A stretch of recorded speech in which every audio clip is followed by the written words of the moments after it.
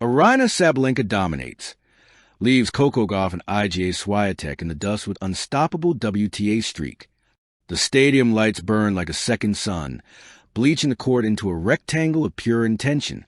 Somewhere between the echo of the last warm-up forehand and the announcer's rising voice, it became clear that this tournament was no longer just another stop on the WTA calendar. It had become a statement. And at the center of that statement stood Aryna Sabalenka, shoulders squared, jaw set, eyes carrying the calm menace of storm that already knows where it will land. This was domination in motion. For years, women's tennis had been narrated as a three-act balance. Coco Gauff's youth and elasticity, Iga Swiatek's ruthless geometry, and Sabalenka's raw, volcanic power. On paper, the rivalry looked even. On court, in this stretch of the season, it looked anything but. Aryna Sabalenka was not merely winning matches. She was erasing doubt, dissolving resistance, and bending the tour's gravity toward herself. The streak begins. It started quietly, as streaks often do. A straight sets win that felt routine. Then another, sharper, louder. The serves grew heavier, the returns deeper, the footwork unexpectedly surgical. Commentators began to lower their voices when she stepped to the line, as if power could be summoned by reverence alone. By the time Sabalenka entered the later rounds, the question was no longer if she would win, but how fast. Opponents spoke of the sound first. The brutal crack of the ball off her strings, a noise that seemed to compress air and time. Then the pace. Then the unsettling realization that even when they absorbed her power, redirected it, counterpunched with intelligence, she simply hit again. Harder, cleaner, with interest. This was not reckless aggression. This was power with purpose. Coco Gauff. Speed meets a wall. When Coco Gauff walked onto the court to face Sabalenka, the crowd leaned forward. Speed versus strength. Youth versus experience. Elastic defense against nuclear offense. On paper, Coco had answers. Her legs, her anticipation, her fighting spirit. For a set, she showed them. Coco chased everything, slid into impossible corners, turned defense into improvisational art. She broke serve once, raised a fist, ignited hope, but hope against Sabalenka in this form was a fragile thing. Aryna adjusted. She slowed the rally by speeding it up, shortening points, taking the ball earlier, serving wide, then flattening the next shot down the line. Coco's movement became reaction rather than intention. The rallies no longer unfolded. They detonated. Games disappeared in minutes.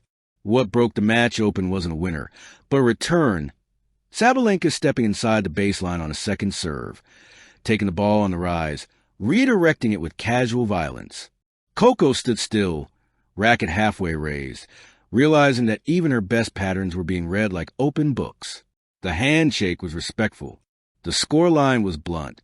Coco walked off having fought bravely, but knowing she'd been outrun by a force that didn't need to run at all. Iga Swiatek. Precision under siege. If Coco was speed, Iga Swiatek was structure. Against anyone else, Iga's topspin forehand, her clay court geometry, her psychological discipline could dismantle chaos and turn it into order. Against Sabalenka, order itself came under attack. Their matchup felt like a thesis defense in real time. Iga constructed points with care, heavy spin, high margins, probing angles. Sabalenka answered with line drive that refused to arc, refused to slow, refused to respect the blueprint. Where others looped back Iga's forehand, Aryna flattened it. Where others waited, she advanced. The rally lengths shortened. The margins shrank. The pressure inverted. For the first time in weeks, Iga looked rushed. Not panicked, never that, but hurried, as if the clock on every point had been sped up without her consent. Sabalenka's serve landed with such authority that even well-read returns came back defensive. And once Iga was on the back foot, Aryna smelled blood. One forehand winner. Down the line silenced crowd. Another cross-court ended a game before it began. A roar followed, not for intimidation, but release. Sabalenka was playing free tennis, the most dangerous kind. When it ended, the scoreboard told a story few expected. Not a collapse from Iga, not an off day, but a takeover. The anatomy of domination. What made this streak terrifying wasn't just the wins. It was the manner. Sabalenka served at percentages that defied her own reputation. The double faults vanished. The second serve became a weapon instead of a question mark.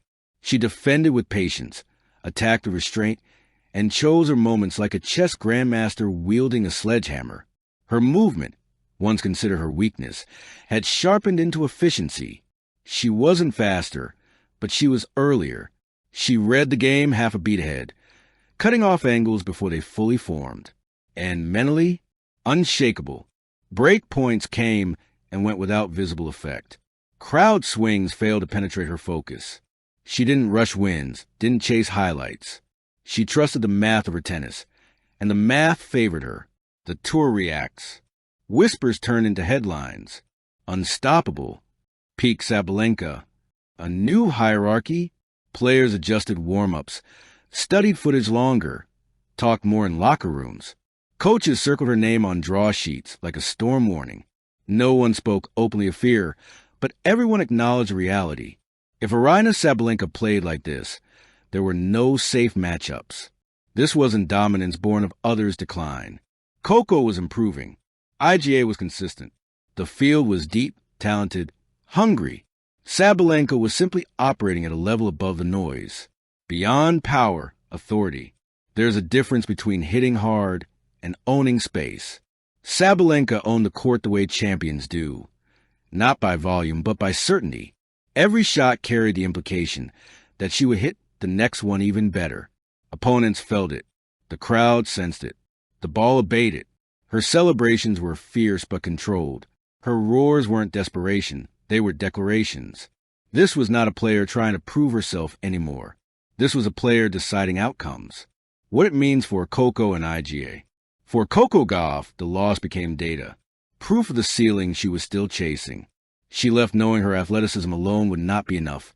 Timing, aggression, and belief would need to rise to meet this new standard. For Iga Swiatek, it was a reminder that precision must sometimes be paired with disruption. That even the most disciplined systems must evolve when raw power learns patience. Neither was diminished. Both were challenged. And tennis, in that tension, grew richer. The streak continues. As Sabalenka lifted another trophy, the streak no longer felt like a run of form. It felt like a season bending around her presence. She didn't look surprised. She didn't look relieved. She looked ready. In press conferences, she spoke simply about work, about trust, about staying healthy and enjoying the fight. But between the lines was a message the tour understood clearly. If you want this crown, you're going to have to take it. Because Aryna Sabalenka wasn't just dominating matches. She was redefining the speed of the women's game. She was compressing time. She was leaving no dust, only echoes. Thank you for watching. Please don't forget to hit the subscribe button, like, and share. Till next time.